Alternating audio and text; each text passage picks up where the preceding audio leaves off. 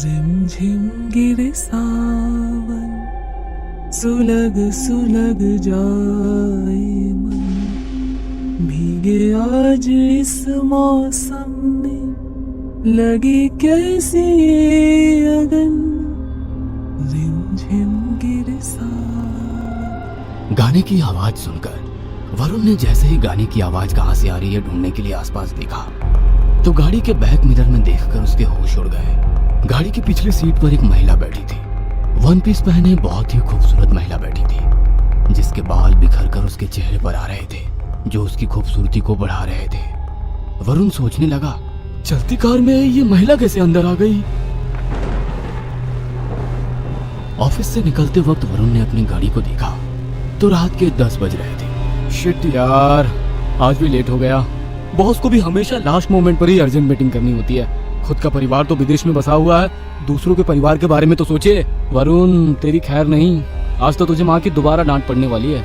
सोचते हुए वरुण अपनी कार में बैठ गया। रात का टाइम था, रिमझिम बारिश हो रही थी, मौसम बहुत ही अच्छा हो रहा था। अपनी कार में बैठते ही वरुण ने गाने लगाए और अपने घर की ओर बढ़ने लगा। तभी उसके फोन पर उसकी माँ का फोन आया। हेलो वरुण बेटा, कहाँ रह गया, अभी तक नहीं आया। मुझे तेरी फिक्र हो रही है, इसीलिए बार बार कह रही हूँ शादी कर ले।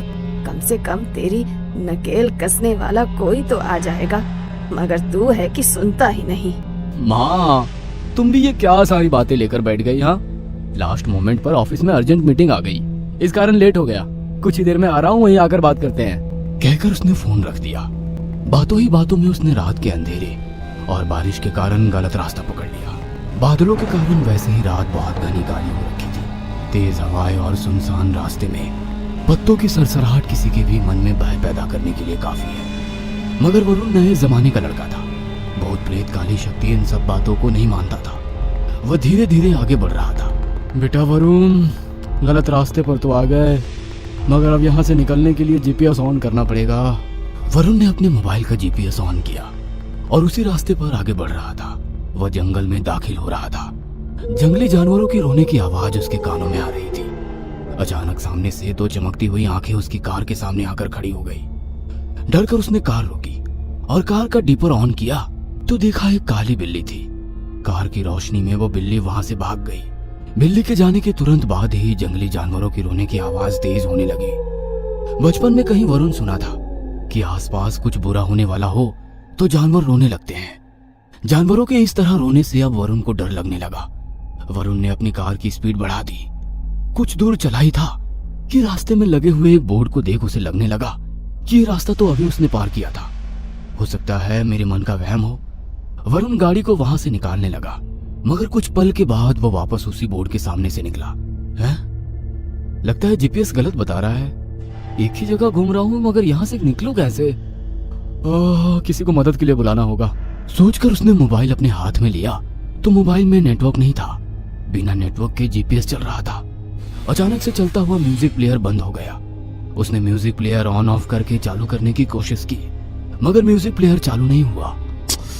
अरे, इस डरावने मंजर में ये गाना ही सहारा था, वो भी बंद हो गया। आज का तो शायद दिन ही खराब था। पहले बॉस, फिर माँ और अब ये सब। वरुण बेटा, जल्दी से यहाँ से निकलने के बारे में सोच। तभी एकदम कर्कश आवाज में उसके कानों में एक गाने की धुन सुनाई दी। रिमझिम गिरे सावन, सुलग सुलग जाए मन, भीगे आज इस मौसम में, लगी कैसी ये अगन, रिमझिम गिरे सावन। गाने की आवाज सुनकर वरुण ने जैसे ही गाने की आवाज कहां से आ रही है ढूंढने के लिए आसपास देखा तो गाड़ी के बैक मिरर में देखकर उसके होश उड़ गए। गाड़ी की पिछली सीट पर एक महिला बैठी थी। वन पीस पहने बहुत ही खूबसूरत महिला बैठी थी, जिसके बाल बिखर कर उसके चेहरे पर आ रहे थे, जो उसकी खूबसूरती को बढ़ा रहे थे। वरुण सोचने लगा, चलती कार में ये महिला कैसे अंदर आ गई।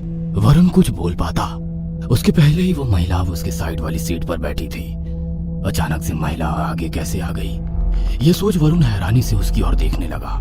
उसे इस तरह देखते देख महिला मुस्कुराकर बोली, अभी तो तुम गाना सुनने के लिए अपना टेप रिकॉर्डर चेक कर रही थी, मगर मेरा गाना सुनकर हैरानी से मुझे देख रहे हो। क्यों? तुम्हें मेरा गाना पसंद नहीं आया? वह महिला दिखने में जितनी खूबसूरत थी, उसकी आवाज उतनी ही कर्कश और डरावनी थी। वरुण की तरफ दोस्ती का हाथ बढ़ाकर उसने कहा, मैं राजबाला, और तुम? इस बार उसकी आवाज बहुत ही सामान्य थी।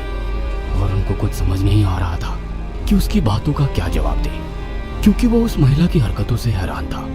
वरुण खामोश था कि अचानक वो महिला कर्कश आवाज में बोली, तुमने मेरी बात का कोई जवाब नहीं दिया।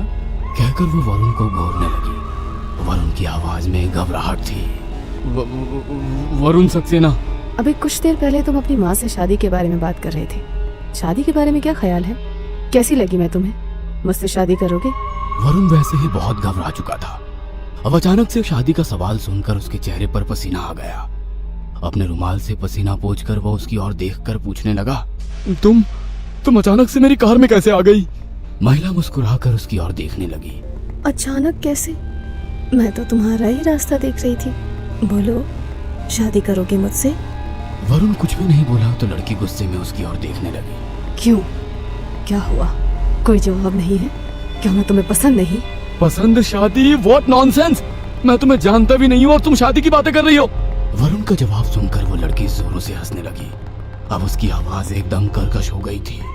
वह धीरे धीरे रास्ते की ओर देखकर बोलने लगी, तुम लड़कों को तो हमेशा ही शादी करने की जल्दी रहती है। एक तुम हो जो कह रहे हो एक दूसरे को जानते ही कितना है। तुम सारे लड़के एक जैसे होते हो। पहले मीठी मीठी बातों में लड़कियों को फंसाते हो और फिर उनका फायदा उठाते हो। शादी की बात आई नहीं कि पीछे हट जाते हो। देखो, मैं तो पूरी तरह से मॉडर्न हूँ, कहीं से भी गंवार नजर आती हूँ। बोलते बोलते उसकी आवाज अब बहुत ज्यादा भयानक हो गई थी। वरुण ने घबराकर उसकी ओर देखा तो उसकी आवाज के साथ साथ उसका चेहरा भी बहुत भयानक था, एकदम एक सड़ी गली लाश की तरह बहुत खतरनाक। उसकी आंखों से खून टपक रहा था। चेहरा, हाथ पैर इतने सफेद मानो उसमें खून की एक बूंद भी ना हो। घबराकर वरुण ने गाड़ी रोक दी और कार खोलकर बाहर निकलने की कोशिश करने लगा, मगर कार का दरवाजा खुल ही नहीं रहा था। वह लड़की धीरे धीरे वरुण की ओर बढ़ने लगी। वरुण घबराकर बोला, मैंने तुम्हारा कुछ भी नहीं किया, मुझे जाने दो, मुझे मत मारो। लड़की जोरों से हंसते हुए बोली, तुम्हें कौन मार रहा है? तुम्हें तो अपने करीब ला रही हूँ। कहते हुए उसने अपने दोनों दांत वरुण की गर्दन पर लगा दिए। एक चीख और सब कुछ खामोश हो गया। अगली सुबह वरुण की कार के आसपास भीड़ जमा थी। वरुण का शरीर एकदम सफेद था, मानो उसके शरीर से किसी ने पूरा खून चूस लिया हो। पुलिस वाले उसकी कार के आसपास खड़े होकर बातें कर रहे थे। पिछले 6 महीने में ये इस रास्ते पर इस तरह से मिली हुई 8वीं लाश है। कोई सुराग भी नहीं मिलता है, इसलिए तो इस रोड पर लोगों का रात को आना जाना मना है। लोगों को नो एंट्री बोर्ड भी नजर नहीं आती। इंस्पेक्टर अपनी तफ्तीश कर रहे थे और दूर दो आंखें चमक रही थी।